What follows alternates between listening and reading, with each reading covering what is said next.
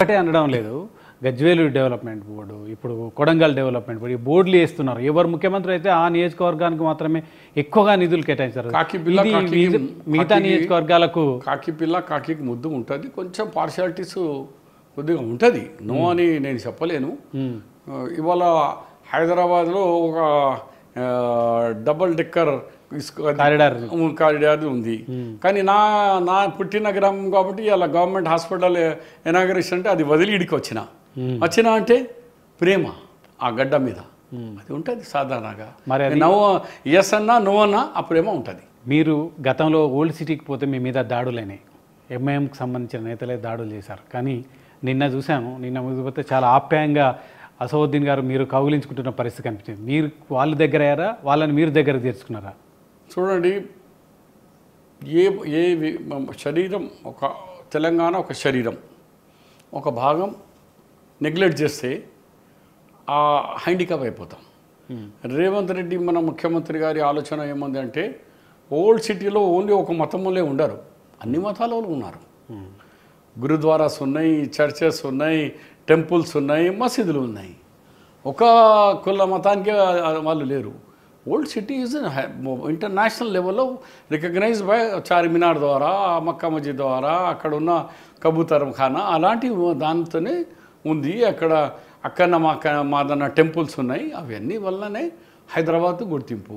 ఆ హైదరాబాద్కు మనము ట్రైన్ తీసుకుపోకుండా మెట్రో ట్రైన్ మనమేమో ఇక్కడ మాధవపూర్ నుంచి తీసుకుపోతే ఎవరు ఎక్కేటోళ్ళు ఉన్నారా? నేను అది కాదు, ఎంఐఎంకి సంబంధించి అదే దానికి ఎస్ అది ఓల్డ్ సిటీ డెవలప్ కావాలన్నప్పుడు ఎంఐఎం వాళ్ళు ఎంపీ 7 ఎమ్మెల్యేస్ ఉన్నారు, 2 ఎమ్మెల్సీస్ ఉన్నారు. వాళ్ళను కూడా ఈ డెవలప్మెంట్లో కొంచెం తీసుకుపోదాం అని సీఎం గారు అసెంబ్లీలో ఫైటింగ్ వచ్చేప్పుడు ఫైటింగ్ చేసినాడు. ఎగ్జాంపుల్గా వాళ్ళు ఏదేదో మాట్లాడుతుందుకు పోతే తుమ్ లోగ్ ముసల్మానోకి గుత్తేదారు రహీ హోతే అది కూడా వార్న్ చేసినాం. డెవలప్మెంట్లో వాళ్ళకు సపోర్ట్ కూడా తీసుకుంటున్నాం. ఎందుకంటే రేపు ల్యాండ్ అక్విజిషన్ కావాలా, బిల్డింగ్లు కూలగొట్టాలా, మూసీలు క్లియర్ కావాలా, వాళ్ళ సహకారం కావాలి. అందుగురించి ఏమన్నారు నిన్న కూడా స్పీచ్లో, ఎస్ ఎలక్షన్లో మేము గట్టి ప్రయత్నం చేసి మీకు ఓడగొట్టాలా, మీరు గట్టికి ప్రయత్నం చేసి మాకు ఓడగొట్టాలా, కానీ ప్రజలు మాకు ఆయన సద్ కూడా అన్నాడు, ఎస్ మేము ఓడగొట్టే మీ ప్రయత్నం చేశాను కానీ ప్రజలు మ్యాండేట్ మీకు ఇచ్చినారు 5 సంవత్సరాలు, కాబట్టి ప్రజల మ్యాండేట్కి మేము గౌరవించి మీకు సపోర్ట్ చేస్తామని ఆయన డిక్లేర్ చేసిండు. కానీ ఇద్దరు కూడా నువ్వు మేము ట్రై చేసినా మీకు ఓడగొట్టాలా, వాళ్ళు ట్రై చేసి మాకు ఓడగొట్టాలా, బట్ పబ్లిక్ మ్యాండేట్కు మేము సపోర్ట్ వస్తున్నాం. What is wrong?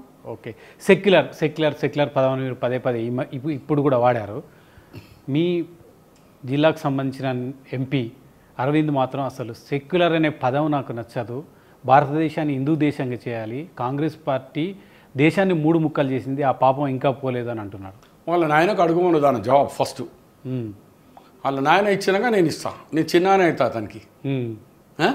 D Srinivas గారికి అడుగుమను. ఆయన పుట్టింది శ్రీనివాస్ గారి ఇంట్లో కాంగ్రెస్, ఆయన పెద్దగా అయింది వాళ్ళ నాయన పిసిసి ప్రెసిడెంట్ మంత్రి ఉన్నప్పుడు అలానే పుట్టిండు, వాళ్ళ పైసలతో పెద్దగా ఆయననే పెళ్లి చేసి ఇచ్చిండు, అంతా ఆయనదే ఉన్నది. 5 సంవత్సరాలు కూడా కాలేను బీజేపీలో చేరి. ఇప్పుడు పెద్ద మాట్లాడితే ఎట్లనే నీ డిఎన్ఏ కొంచెం చెక్ చేసుకో, మీ నాయనదేనా ఉంటే అట్లా మాట్లాడతావాను? కాంగ్రెస్ ఇంట్లో పుట్టి కాంగ్రెస్ అంతా నీ తండ్రి జీవితం అంతా కాంగ్రెస్లో ఉండి ఇవాళ ఆ డబ్బులతో చదివి చేసి పెద్దగా ఇలా కాంగ్రెస్ ముక్కలు చేసింది చరిత్ర మాట్లాడతా, పండిత్ నెహ్రూతో మాట్లాడుతా అంటే నువ్వు నీ స్థాయితో మాట్లాడు బిడ్డ.